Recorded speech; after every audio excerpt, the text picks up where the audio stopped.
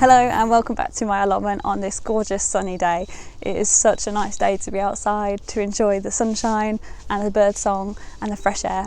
For the last few days I've been concentrating on the mound area of my allotment, and that is the raised bank that's at the top of my plot in between the polytunnel and my dahlia raised bed. This area has been really difficult for me over the last few years and ever since I really got it.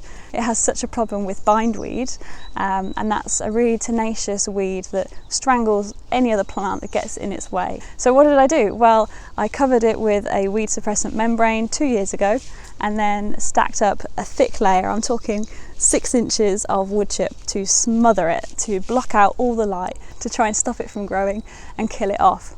And now that I'm trying to maximise my allotment space and use as much area of the land as I can, I've decided perhaps it's time to have a look at that piece of soil. Is it ready for use again, and can I grow something on it? So I took away all of the wood chip and I peeled back the weed suppressant membrane, and underneath was this big sort of web of bindweed roots and lots of mycorrhizal fungi as well. It was amazing to see all of that networking in action. And so I could easily pick off the bindweed roots. They're quite thick, and I didn't really break any pieces off, so hopefully most of it is killed off. It probably will still come back, but it should be a lot easier to manage now that I've removed so much of it. So now all I need to do is take back some of the layer of the soil, because it is quite high, and I know that the straw flowers that I want to grow do reach about 75 centimetres in height. So you combine that with the bank of the hill, they're going to get very high and I need them to cut them. So I will be removing a little bit of the topsoil, because I can then use that in the raised beds that I'm going to build at the bottom of my plot. And yeah, I'm going to grow some flowers for cuttings, particularly flowers that I can dry. So there's helichrysum and there's these 2 others which I can't remember the names of right now, but I'll put them up on the screen. And I might also grow some herbs such as thyme and rosemary as well, because they'll provide a bit of interest over the winter months and they're good for pollinators as well. So I'm going to continue the rockery type theme. I've got lots of sandstone rocks to play with, so today I'm going to level off the soil a little bit and then try and make more of a feature and play with the rocks to get the overall design that I want. So it's time to put my hair up and get cracking.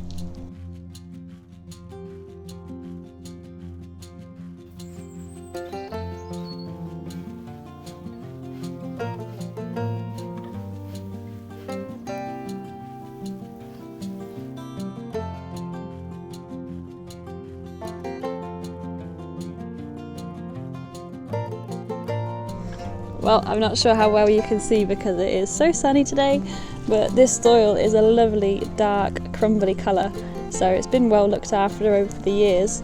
You know, bearing in mind that my allotment site is over 100 years old, but I do have bits of glass in here because I've just not done anything with this patch of land since I've had it. And I know that for a fact that these bulbs here that are shooting up are actually bluebells, but they're not the English bluebell. These are the invasive Spanish bluebell, and I need to get rid of these because they are an invasive species. But I'm really pleased that the soil looks in good health. I just need to get out some of the bits of rubbish and level it off a little bit so that it'll be ready for planting when the seedlings are grown and ready to plant out.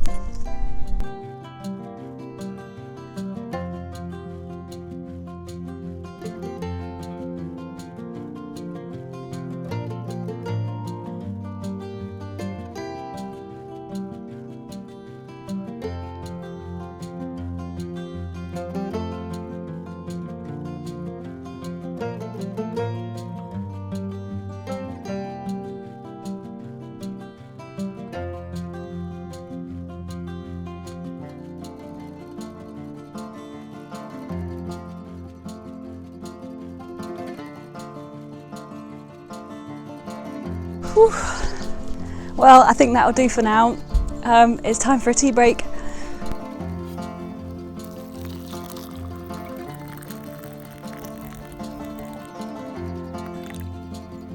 If you've ever been to Nottingham, you'll be familiar with all of the sandstone walls that surround the city, houses, and sometimes even buildings are made out of it. And that stone is actually the Bulwell sandstone that comes from Bulwell, which is in part of Nottingham. So this stone has been quarried from the 1100s, and it's been used to make schools, walls, retaining walls. And if you go around areas like Mapley Park, you'll find that in areas it's like 12 or 13 feet up. So I see it everywhere, and I thought I just have to use this local stone on my allotment because it's quite special.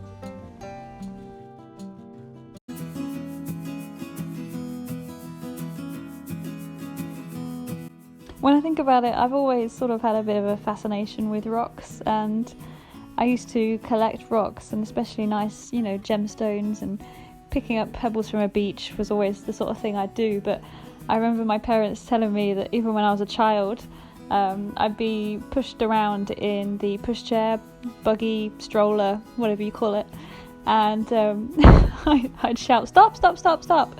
And my parents would have to stop pushing me so that I could stand up and pick up some rocks and put them in my pockets. And it was only when my mum was washing my clothes that she'd empty out my pockets, and actually I'd just be picking up handfuls of gravel from the floor. So I've always loved rocks, and I thought maybe one day growing up I thought I might be a geologist or an archaeologist, that kind of thing. So it only makes sense really that I have these rocks on my allotment, and that they do make quite a statement feature here on my garden.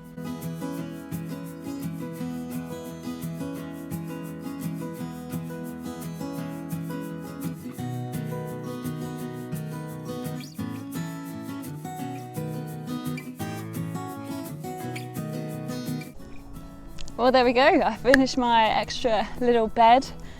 I think it's all gone to plan. It's the sort of shape that I had in mind. I've actually made this section here, the path, wider because I was having a bit of trouble. If I had my wheelbarrow, I was having difficulty getting it into the polytunnel at the right angle because this edge was so high and raised. So I've really dropped it down, which means the plants should come up to about this high. There might be a little bit of overlap between this bed and the end of that dahlia bed, but it just means that I'll be growing some shorter flowers at this corner so that it doesn't sort of block the view. I've kept it pretty simple. I didn't want to raise it up too high, and now I've still got plenty of rocks left over to use them throughout my allotment. And I think that's a great thing to do because when you think about designing a garden, you want to repeat the same materials again and again to create that consistency and sort of bring the entire garden together. A bit like if you're designing a bedroom, say, you wouldn't use 5 or 6 different colours. You'd keep it to a select palette to keep it quite simple and to bring all the elements together. So I guess my style is quite rustic. I'm really enjoying raw materials right now.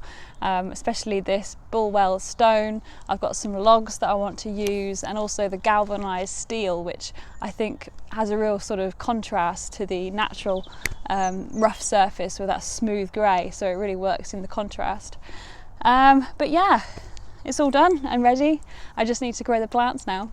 I do have a bulk delivery of peat-free compost arriving tomorrow, so I will give it a little bit of a top dress just to really finish it off, but otherwise it's all ready for the plants. I just need to grow them now.